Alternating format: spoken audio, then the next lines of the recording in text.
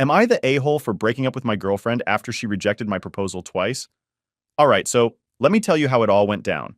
I've been dating this girl, Kiara, for about 4 years now. I mean, she's amazing. Funny, smart, really chill, and we've always clicked. You know when you meet someone and everything just kind of falls into place? Yeah, it was like that with her. We met at this random party our friends dragged us to, and honestly, neither of us even wanted to be there. But we hit it off and spent the whole night just talking about stupid stuff, like bad movies and weird childhood memories. Anyway, fast forward a couple of years, and I knew I wanted to marry her. 2 years in, I was pretty sure she was the one, or whatever people call it. I started saving up for a ring, thinking I'd do it when I was in a better spot with money. I had this whole plan in my head that once I was in a more stable place, I'd propose. It felt like the responsible thing to do. Plus, I didn't want to half-ass it. Kiara deserved a nice proposal, and I didn't want to be stressing about money right after. So last year, after working my ass off and feeling like I finally had my life together, or at least not completely falling apart, I decided it was time. I was so ready to take that next step. Like, I was hyped about it. And not just me. Kiara and I had talked about marriage before. She seemed into it, always talking about how she couldn't see herself with anyone else and how she wanted to build a life together. So I felt like I wasn't going into this blind, you know? Like, it seemed like we were both on the same page. I planned the proposal for this beach where we went on our first date. We're both low-key, so I wanted it to be just us. No big public thing, no fancy restaurant where everyone's watching, just something personal. I remember that first date like it was yesterday.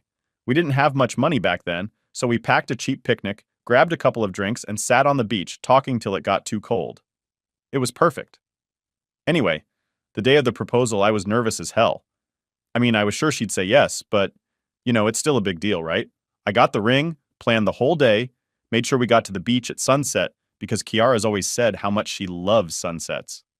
The weather was perfect, by the way, like one of those days where the sky turns all pink and purple. It was almost like a sign that this was the right moment. So we get to the beach and I'm trying to keep it cool, but inside I'm freaking out a little. We're walking along the shore talking about random stuff and then I just stop, take her hand, and start talking about how much she means to me. I told her how much I love her, how I couldn't imagine my life without her. And then I got down on one knee, pulled out the ring, and asked her to marry me. Here's the part that threw me off.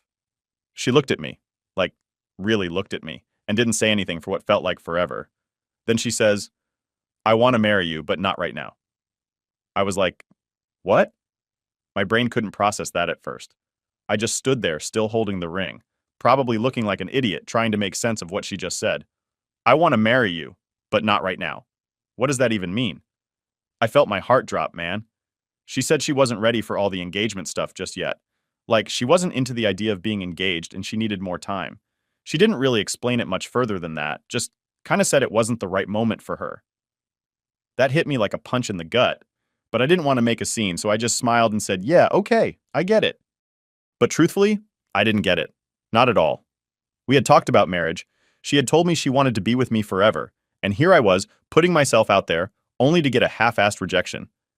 But I figured, all right, maybe she just needs more time. After all, I waited a year to get my stuff together before proposing, so maybe she's just not in that place yet. I convinced myself that it wasn't that big of a deal and tried to shake it off. We ended up spending the rest of the evening pretending like everything was fine. But it wasn't. The whole vibe had shifted, and I was stuck in my own head, wondering if I had messed up. Should I have waited longer? Was it the wrong moment? Did I not know her as well as I thought? I didn't ask her any of this, though, because I didn't want to seem like I was pushing her. The thing is, I thought I was doing the right thing by giving her time. But looking back, I wish I had asked more questions. Like, I should have straight up asked her what she meant by, not right now. Was it me? Was it something else? Was she even serious about wanting to get married in the future? But instead, I just let it slide and told myself it wasn't a big deal. I spent the next year pretending like everything was fine, but it was always in the back of my mind. Every time marriage came up in conversation, I'd feel that sting again. But I told myself that maybe she'd come around. I mean, we were still happy, still going on trips, hanging out with friends, doing all the normal couple stuff. So I figured, all right, it's fine. She's just not ready yet. She'll get there eventually, right? But yeah, that's how the first proposal went. Not exactly how I planned, but I let it go because I loved her. I didn't want to push her into something she wasn't ready for. Little did I know that the whole not right now thing would become a much bigger deal later on. So after that first proposal, a whole year went by, and yeah, things were kind of weird sometimes. It was like we didn't talk about the whole, I want to marry you, but not right now thing ever again. I mean, I thought maybe we'd have a conversation about it after a few weeks or something, but nope, nothing. And honestly, I didn't want to bring it up either because I didn't want to seem pushy or whatever. We were still doing all the usual couple stuff, so I figured we were good. But the more time went on, the more I started to think, all right, maybe this is never happening. Like, why is she not ready? And why isn't she giving me a better reason than just not yet? It's like we're almost 30 and we've been together for 4 years. At this point, you either know or you don't, right? Anyway, I started planning another proposal because deep down, I still believed she wanted to be with me forever, just like she used to say. I was thinking maybe she just needed more time, and maybe I needed to step up the proposal game. The first one was low-key, personal, just us two at the beach. But this time, I figured maybe she'd want something a bit fancier. So, I started thinking of something that would be a little more special, I guess. I decided to get some of our friends involved. I didn't want a public thing like the whole big crowd watching us. That wasn't my vibe, and I know Kiara's not into that either. But I wanted our closest friends to help me set it up. I thought it would make it more memorable. Plus, if we were surrounded by people we both care about, maybe that would make her feel more comfortable saying yes.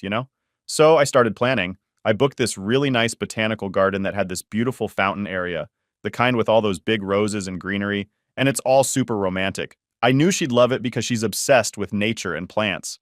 Honestly, she has like 20 plants in our apartment that I'm always accidentally killing. So I thought, yeah, this will be the perfect spot. I even got some of our friends to help set up. We had this plan to go for dinner first, just the two of us, at this nice restaurant nearby, then head over to the garden where they'd set everything up for me. Roses, candles, the works. It was going to be perfect. I was sure of it this time. So, the night of the proposal comes. I'm trying to stay cool, but inside I'm freaking out again. I kept thinking about last year and how I got shut down, and I was praying this time wouldn't go the same way. I didn't want to go through all that again. But I was optimistic, maybe too optimistic. Dinner went great, we were both in good spirits, and everything seemed perfect. We laughed, had some wine, and it felt like old times, like nothing was wrong between us. After dinner, I suggested we take a walk through the botanical garden. She was all for it, no idea what was coming, of course. We get to the fountain, and it's all set up, just like I imagined. Roses everywhere, candles lighting the path. It looked amazing. Our friends had done an awesome job. I take her hand and we start walking towards the fountain. At this point, my heart's pounding like crazy, but I keep my cool. We get there, and I give this whole speech about how much I love her, how I can't imagine spending my life with anyone else, and how I'm ready to take that next step. She's tearing up, and I'm thinking, this is it. This is the moment. I get down on one knee again, pull out the ring, and ask her to marry me. And then she says the same thing. Not just yet. I couldn't believe it. Like what? I just stood there for a second, trying to figure out if I heard her right. Not just yet? Again? I felt like I'd just been punched in the gut. It wasn't like last time where I brushed it off and told myself it wasn't a big deal. This time it was different. It hurt way more. I stood up trying to stay calm, but I had to ask. Why? What's stopping you? I was trying to keep it cool, but I was frustrated as hell. She looked at me, all teary-eyed, and said the same thing she said last year. She wanted to make sure things would work out, that she wasn't ready yet. And that's when I started getting mad. I asked her straight up if there was someone else, like maybe someone was influencing her. Maybe her parents, maybe a friend. I didn't know. It just didn't make sense. We'd been together for 4 years. How could she not know by now if she wanted to marry me? She shook her head and said no, it wasn't anyone else. She just needed more time. At that moment, everything just kind of hit me. I had waited a whole year since the last proposal. I had gone through all this effort to make sure this one was perfect. I thought we were in a better place, and yet here I was, standing in the middle of this beautiful garden being told, not yet again. I felt like an idiot. Like, how many times am I supposed to ask? How long am I supposed to wait? I told her that. I told her if after 4 years she still wasn't sure, then I didn't know what else to do. I couldn't keep waiting for her to figure it out. It felt like I was putting my life on hold for someone who wasn't even sure they wanted to be in it for the long haul. She didn't say much. Just asked for more time, again. And that's when I snapped. I didn't yell or anything, but I was done. I told her, I can't do this anymore. I love you, but I'm not going to keep putting myself out there if you're just going to keep saying no. I could see the look on her face change. She realized I was serious. She started crying, begging me not to leave. That's when she said, fine, I'll marry you. Please don't go. And that's what pissed me off the most. Like she was only willing to say yes now that she knew I was ready to walk away. It didn't feel real. It didn't feel like she actually wanted to marry me. It felt like she was just afraid of losing me. I didn't even respond. I just walked away. I didn't know what else to say. My head was spinning, my heart was broken, and all I wanted was to get the hell out of there. After that second proposal, I knew something had to change. I couldn't just go back to pretending everything was fine like I did the first time. But for a couple of days, I didn't know what to do. My mind was all over the place. I mean, 4 years is a long time to be with someone, and I wasn't sure if I was ready to just throw it all away. But at the same time, I couldn't shake the feeling that she'd never be ready.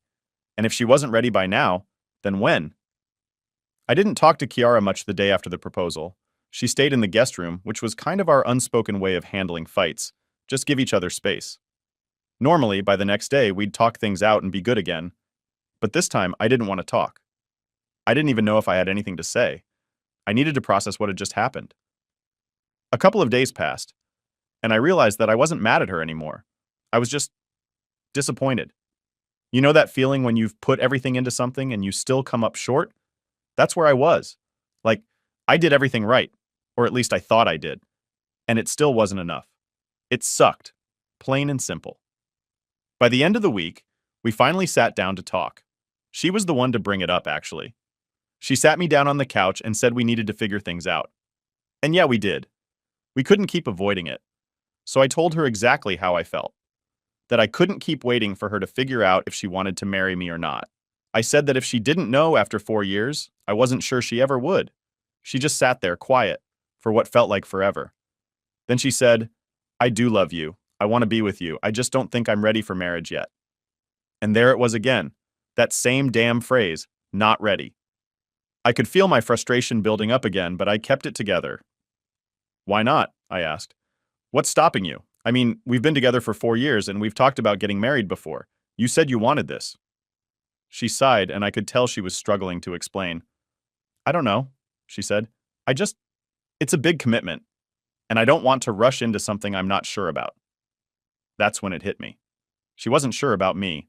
Not us, not the relationship, just me. And honestly, that hurt more than I thought it would. I could deal with someone not being ready to get married, but not being sure about me after 4 years? That was a whole different thing. I leaned back on the couch, trying to process it. I asked her straight up, "Are you ever going to be sure?" She looked at me, and for the first time, she didn't have an answer. She just sat there, staring at her hands, not saying a word. That's when I knew. I stood up and I told her, "I can't keep doing this. I love you, but if you're not sure about me by now, I don't think you ever will be. And I'm not going to wait around forever, hoping you'll change your mind." She started crying. And yeah, it was tough to see. I didn't want to hurt her. I never did. But I couldn't keep pretending everything was fine. She begged me not to leave. She kept saying, "I'll marry you, I promise. Just give me a little more time." But that's the thing. I didn't want her to marry me just because she was scared of losing me. I wanted her to want it, to be excited about it. And she wasn't. She was just scared of being alone. That wasn't the kind of marriage I wanted, and I wasn't going to settle for that. So, I told her I needed to leave. I packed a bag that night and stayed at a friend's place for a few days. I figured we both needed some space to cool off and think about what we wanted. But deep down, I knew it was over. There was no coming back from this. The next few days were rough. I kept going over everything in my head, trying to figure out where it went wrong. Was it me? Was it her? Was it both of us? I don't know. All I knew was that it didn't feel right anymore. The relationship had turned into something it wasn't supposed to be, and I couldn't fix it. That week, she called me a few times. I didn't pick up at first because I wasn't ready to talk, but eventually I answered. We had one of those awkward conversations where neither of us really knew what to say. She kept asking if I'd come home, and I kept saying I needed more time to think. The irony wasn't lost on me asking for more time after being pissed about her doing the same. But it wasn't the same thing. I wasn't waiting to decide if I loved her. I was trying to figure out how to move on. Then came the texts. Oh man, the texts. Her friends, her parents, even some of our mutual friends started blowing up my phone. Apparently, she'd told everyone I dumped her because she wasn't ready to get married. And of course, they all took her side. They called me immature, selfish, a jerk for throwing away a 4-year relationship just because she wasn't ready for the next step. But what they didn't understand, what none of them seemed to get, was that it wasn't about the wedding. It was about her not being sure about me. I mean, if someone's not sure about you after 4 years, how much longer are you supposed to wait? 5 years? 10? It felt like everyone was missing the point. The funny thing is, some of my friends didn't take her side. A few of them actually said they understood where I was coming from. They weren't taking sides exactly, but they weren't blaming me either. They knew what I had gone through, how much effort I put into the relationship, and that made me feel a little better, knowing I wasn't completely crazy for walking away. I think that's when I finally accepted that it was over. I wasn't going back. No amount of begging or promises was going to change the fact that she didn't see a future with me. Not really. I went back to our place to get the rest of my stuff about a week later. Kiara wasn't there, and honestly, I was relieved. I didn't want to deal with another emotional conversation. I packed my things, left my key on the counter, and walked out for the last time. And just like that, it was over. 4 years, done. And yeah, it hurt like hell. But for the first time in a long time, I felt like I made the right choice. I wasn't going to settle for someone who wasn't sure about me. I deserved better than that. Update 1. So after I packed my stuff and walked out of the apartment for the last time, I thought things would be kinda easier. Like, I expected to feel this massive weight lift off my shoulders or something, but instead, everything felt heavy. I don't know how else to describe it, but it's like the breakup didn't really hit me until I was back at my friend Kyle's place, just sitting on his couch with my duffel bag at my feet. Kyle's a good guy, one of those friends who doesn't ask too many questions and just hands you a soda when you need it. He didn't try to pry or give me advice. He just let me crash at his place. And we spent most of the nights playing video games or watching dumb movies. It helped for a bit, but then the messages started rolling in again, and I couldn't escape the reality of what was happening. Kiara texted me almost every day. At first, it was the usual "can we talk" and "I miss you" messages, which I kinda expected, but then she started getting frustrated. I didn't answer her calls, so she'd send these long texts about how I was being unreasonable for not wanting to work things out. She kept saying stuff like, "You're throwing everything away over one small thing and you'll regret this." It pissed me off, to be honest. Like, I'm throwing everything away? I didn't know how to respond without starting another argument, so I just didn't. Ignoring her texts wasn't easy, though. Every time my phone buzzed, I'd feel this pit in my stomach. Part of me still cared about her, but I knew deep down that this wasn't something we could fix. I had to remind myself that this wasn't just about marriage. It was about her not being sure about me, about us. The thing is, when you spend 4 years with someone, you get used to having them around. Even if things were rocky towards the end, Kiara had been a huge part of my life for so long that I didn't really know what to do with myself now that she wasn't. I kept finding myself scrolling through old photos of us on my phone, looking at all these memories we'd made. It's stupid, I know, but it was like I was trying to figure out where things went wrong. Like, was there something I missed? Some sign that things were falling apart before the proposals? I spent way too much time thinking about that. Kyle told me I was overanalyzing it, and yeah, maybe he was right, but it was hard not to. When you invest that much time into someone, you want to believe that it all meant something, that it wasn't just a waste of time. After about a week of silence from Kiara, I started getting messages from her friends, and man, they were brutal. Some of them were straight up calling me a jerk for leaving her. One even said, "You're just scared of commitment," which is rich, considering I literally proposed twice. Another one of her friends wrote this long message about how I was being selfish for not giving Kiara more time to figure things out. Apparently, 4 years wasn't enough. But here's the thing. I know I said I wouldn't use that phrase. Her friend Ashley actually sent me a message saying, "You were just a safe bet for her. She'll find someone better now." Like, damn. I didn't respond to that one either, but it stuck with me. Was I just some backup plan for her? It wasn't like Kiara ever said anything like that. But the more I thought about it, the more I wondered if she was waiting for someone else, someone better, whatever that means. Meanwhile, my friends were giving me their own opinions. Kyle, as usual, kept it simple. "Dude, you're better off. If she can't decide after 4 years, she's never going to." My buddy Matt was a bit more vocal. He thought I should have left sooner, like after the first rejection. He kept saying, "Why'd you give her a second chance, man? She made it clear the first time." I didn't really have an answer for that.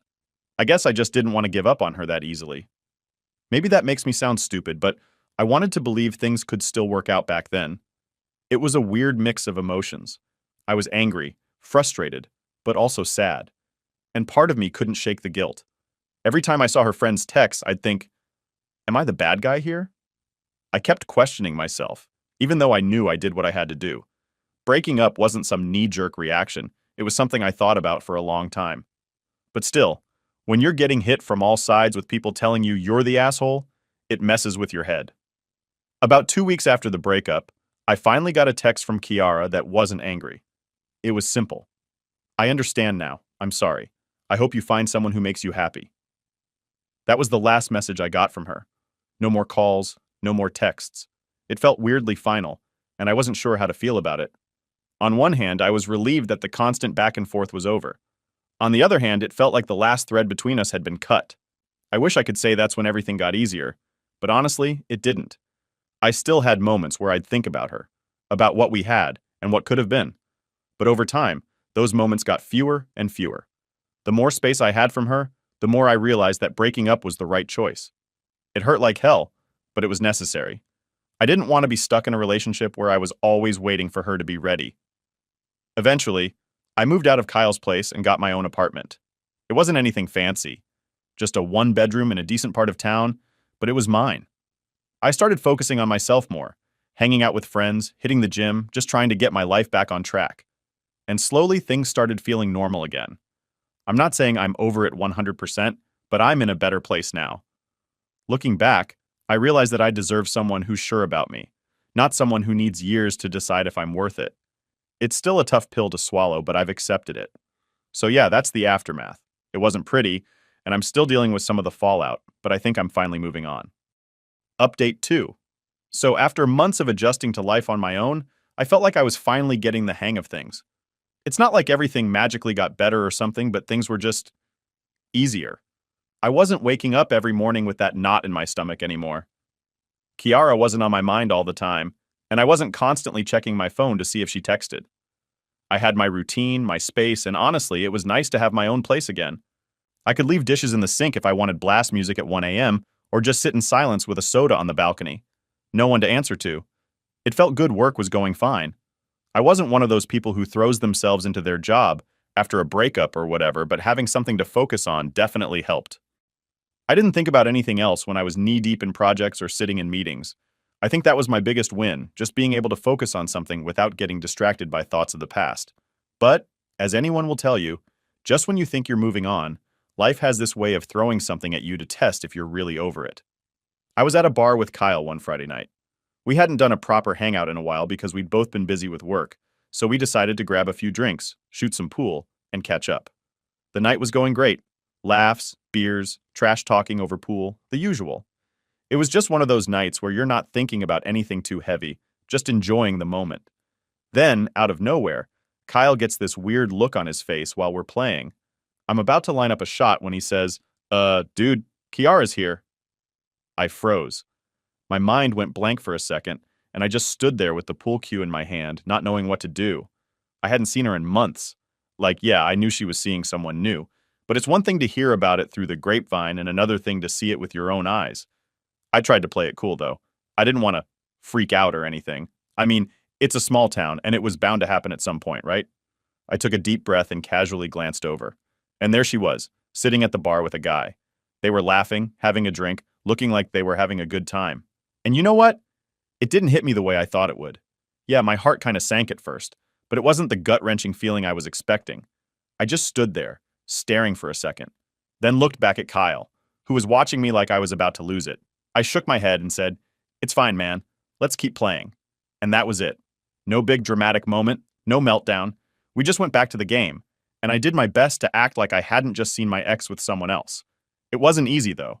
Every time I looked up, there they were, laughing, talking, looking happy. It wasn't jealousy exactly. More like this weird mix of nostalgia and relief. Like, part of me missed her, but another part of me was glad it wasn't me sitting at that bar with her anymore. Kyle noticed I was kind of quiet after that, and he asked if I was cool. I told him I was fine, but deep down, I felt this weird emptiness. Not because I wanted Kiara back, but because it hit me that this chapter of my life was really over. Seeing her with someone else was like the final nail in the coffin. It wasn't just me moving on, it was her too. And that stung a little, even if I knew it was for the best. We finished up at the bar and decided to call it a night. Kyle kept asking if I wanted to grab another drink or hit another spot, but I told him I was tired and just wanted to head home. I think he knew I wasn't really in the mood for more socializing. When I got home, I sat on my balcony with a soda just staring out at the trees, thinking about how much had changed in the last few months. A year ago, I was planning a future with Kiara. Now she was just a memory, someone I used to know. It was a lot to take in, But at the same time, I felt this sense of closure. Seeing her with someone else, happy, made me realize that it was time to really let go. And that's what I did. I sat there on the balcony for a long time, just thinking about everything that had happened. And for the first time in a long time, I wasn't angry or sad or confused. I was just okay with it. Life goes on, and so do people. Kiara had moved on, and so had I. It wasn't some dramatic revelation or anything, just a quiet acceptance that things were the way they were. The next morning, I woke up feeling lighter. It sounds cheesy, but it was like this big weight had been lifted off my shoulders. I wasn't holding on to any anger or regret anymore. Kiara was part of my past, and now it was time to focus on my future. Over the next few weeks, I started putting myself out there again. I'm not saying I jumped back into the dating scene or anything. I wasn't ready for that yet, but I stopped avoiding it.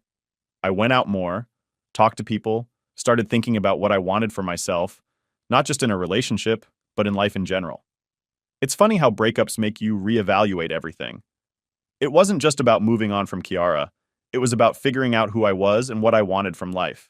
And I realized that I still had a lot to figure out, but that was okay. I wasn't in a rush. For the first time in a long time, I was content with where I was. So, yeah, that's pretty much where things stand now. I'm moving forward. Slowly but surely. It's not perfect, but life never is. And honestly, I'm okay with that. I'm learning to take things as they come, to not stress too much about the future, and to just enjoy where I am right now. Who knows what's next? I guess I'll just have to wait and see.